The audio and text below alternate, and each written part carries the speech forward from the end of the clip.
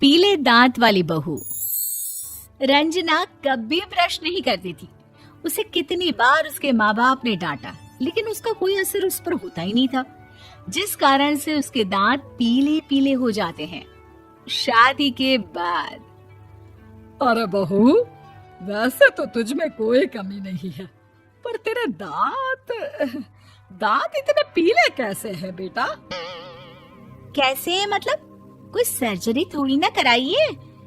वो तो क्या नाम, मैं ब्रश नहीं करती थी तो पीले हो गए। अब क्या करूं? आप कहें तो लाल करवा लूं या फिर काले?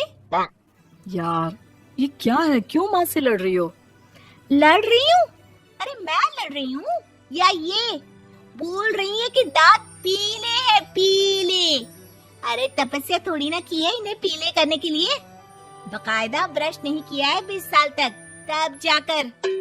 छी, कैसी बात कर रही हो? ये उस वक्त तो पीले नहीं थे जब हम लोग तुम्हें देखने आए थे। अरे तब साफ करवा लिया होगा डेंटिस्ट के पास जाकर। अब देखो कैसे पीले पीले लग रहे हैं। रंजना सास की तरफ गुस्से से देखती है।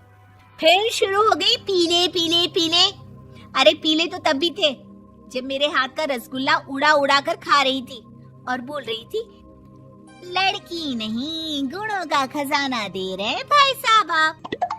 खैर, अब वो लोग करते भी तो क्या करते, पीले दांत वाली बहू पल्ले पड़ी थी तो झेलना तो था ही। एक दिन कीर्तन में रंजना गाना गा रही थी।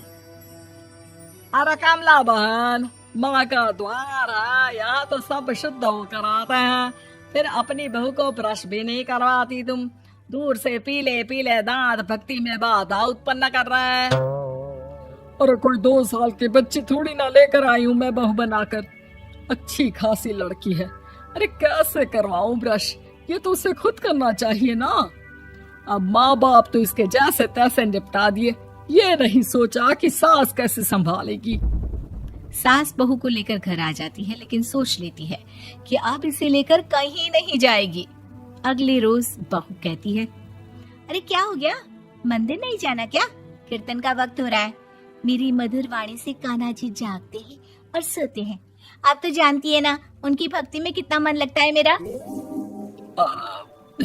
वो क्या है ना, तबीयत ठीक नहीं लग रही है मेरी, आराम करूंगी मैं। तबीयत ठीक नहीं लग रही? अभी तो मिथुन के गाने पर नाच रही थी आप, और अब बोल रही है कि तबीयत ठीक नहीं लग रही। अरे भक्ति में मन लगा लो सासू माँ, ऊपर जाना है, क्या मुंह दिखाओगी आप? हाँ? सास को बहू की बात पर गुस्सा आ जाता है। मैं क्या मुंह दिखाऊंगी, इसकी चिंता तो ना कर, समझी? अपने मुंह की चिंता कर, जो ये पीले पीले दांत लेकर हर जगह पहुंच जाती है। पता है लोग कितना मजाक बनाते हैं। ना जी ना, मैं नहीं जाना कहीं तेरे साथ। तो ये बात है। कोई ना, मत जाओ, मैं अपने कमरे में ही बैठकर भक्ति कर लूंगी। ऊपर वाला दांत थोड़ी ना देखता है, मन देखता है, भावना देखता है। और अरे बस बस, तू सब कुछ दिखा, बस ये सफेद चमकदार दांत ना दिखाना किसी को, है? जा यहाँ से। बहू को सास की बात का कोई फर्क नहीं पड़ता, वो तो जैसी थी वैसी ही रह जाती है।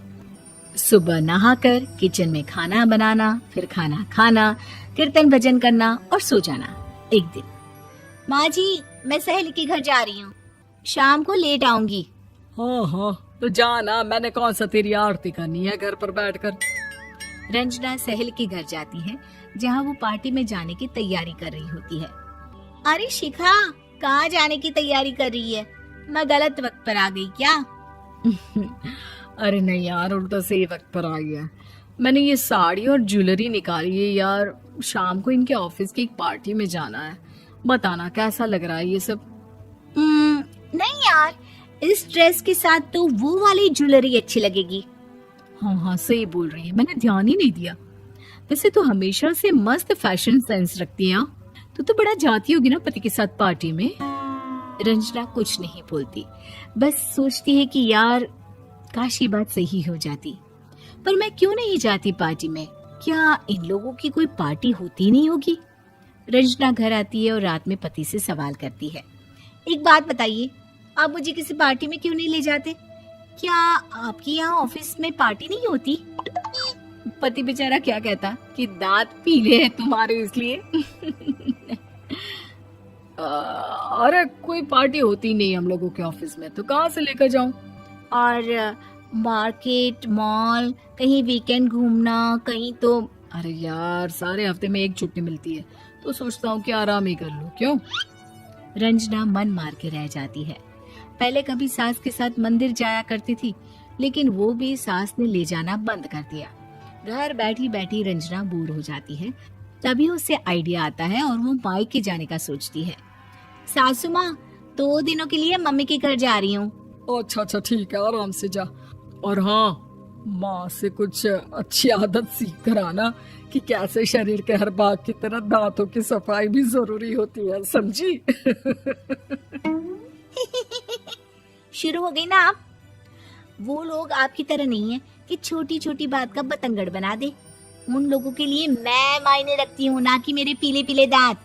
रंजना माँ को बिना बताए उन लोगों को सरप्राइज देती है, लेकिन जैसे ही वो दरवाजे पर पहुंचती है, अंदर देखती है कि घर वाले कहीं जा रहे होते हैं। अब माँ, काश रंजना दीदी के दांतों वाली प्रॉब्लम नहीं होती, तो वो भी हम लोगों के साथ चलती ना बुआ जी की बेटी की शादी में।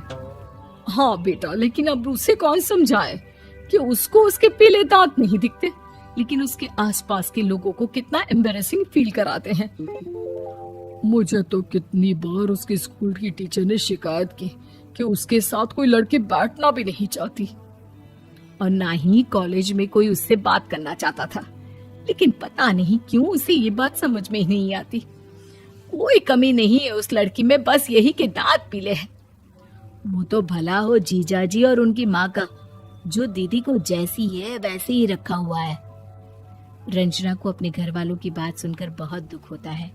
वो सोचती है कि वो क्या करे, लेकिन फिर वो सीधा डेंटिस्ट के पास जाती है, अपने दांत चमकाती है और कसम खाती है कि वो रोज ब्रश करेगी।